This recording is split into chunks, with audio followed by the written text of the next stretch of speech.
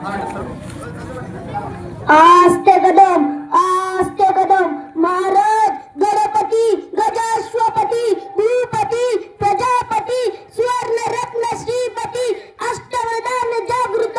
अष्टप्रधान वेष्टित न्यायालंकार मंडित शस्त्रात शस्त्र पारंगत राजनीती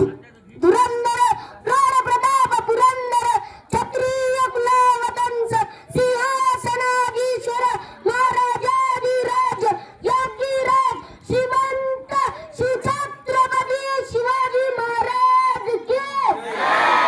श्री छत्रपती शिवाजी महाराज की धर्मवीर छत्रपती संभाजी महाराज की जय जिजाऊ जय जिजाऊ जगदंब जगदंब जगदंब जगदंब नित्याचा मामेरू बहुत जणांचा आधारू अखंड स्थितीचा निर्धारू श्रीमंत विहिंतवंत गुणवंत शरत्न कृतिवंत सामर्थ्यवंत जयवंत पुण्यवंत क्षत्रिय मराठा कुलवंत मर्दवंत जानता राजा श्री छत्रपती शिवाजी महाराज की आवाज आलाच नाही श्री छत्रपती शिवाजी महाराज की आता स्वराज्य निर्माण झाल्यासारखं वाटतं सह्याद्रीच्या कडा कपडात उभा महाराष्ट्रभर रात्रीचा दिवस करून अवघा महाराष्ट्र मुघलांच्या ताडीतून शाबूत ठेवला अशा महापरिक्रमी राजाचं विस्मरण होऊ शकेल एवढी कृत्यज्ञ कधी होऊ शकणार नाही आपल्या प्रभाव वक्तात आले जर शत्रूशी मते बदलतो तो महाप्रभू विद्या ही तलवारीसारखी असते परंतु तिचे महत्व तिच्या धारण करणाऱ्यां नसते आज आमच्या तलवारनं धारली परंतु क्रांतीच्या विचारांवर धारताना दिसत नाही बदल हा निसर्गाचा नियम आहे परंतु तो अनपेक्षित नव्हता अपेक्षित असं आज माझ्या महाराष्ट्राला छत्रपती शिवाजी महाराजांच्या विचारांची छत्रपती शिवाजी महाराजांच्या आचारांची आणि छत्रपती शिवाजी महाराजांना निर्माण केलेल्या स्वराज्याची आज माझ्या महाराष्ट्राला गरज आहे कारणही तसंच आहे कारणही तसंच आहे असं म्हणतात ना की यदा यदा धर्मस्य ग्लानिभवतु भारत अभ्युत्थानं धर्मस्य तथा मानं सुजम्य ज्या क्षणाला धर्मावर ग्लानी येते त्या क्षणाला त्या प्रसंगाला कोणत्या दिवशी संताला कोणत्या दिवशी मानताला कोणत्या दिवशी भगवंताला या पृथ्वीतले अवतार घ्यावाच लागतो आजही तेच झाले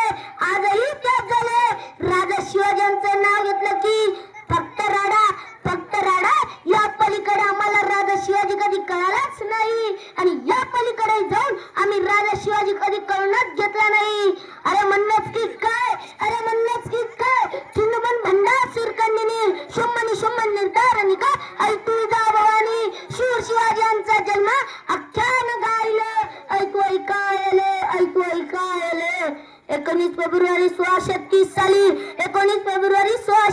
साली या महाराष्ट्राच्या मातीला पडलेलं सर्वात गोड स्वप्न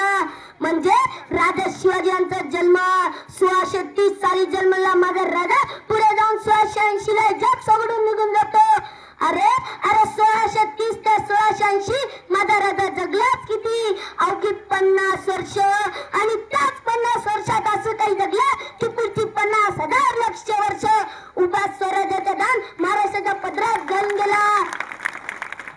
अरे 350 वर्षापूर्वी जन्मला माझा राजा नेतृत्व कर्तृत्व आणि 450 वर्षानंतरही कोणी जयंती साजरी करावी कोणी महती ऐकावी कोणी महती सांगावी जणू काय राजाने शिवचरित्राची कमीच घडवली नाही आम्ही म्हणतो ना हिंदवी स्वराज्य ही श्रींची इच्छा अरे पण त्या श्रींची इच्छा त्या उल्हास जिजाऊ मातेच्या पोटात जन्म आली त्या नाव राजा शिवाजी महाराष्ट्राच्या मातीत आणि सह्याद्रीच्या छातीत आम्ही छाती फुगून सांगतो कारण मला गर्व आहे मराठी असण्याचा आणि पण त्याच मराठी माणसाचा अभिमान त्याच मराठी माणसाचा ताटपणा आणि त्याच मराठी माणसाची जगण्याची उमेद ज्या महापुरुषानं निर्माण केली त्या नाव शिवाजी हे 3 अक्षर या महाराष्ट्राच्या मातीला अर्थ प्राप्त करून देतात ज्या लोक उत्तर महत असतात इतिहासाच्या पानावर मराठ्यांच्या मनावर हक्काने कडाने लिहिलं गेलं अंश रूपाने हिंदू धर्म हिंदू संस्कृती अखंड आणि अक्षम राहिलं ज्या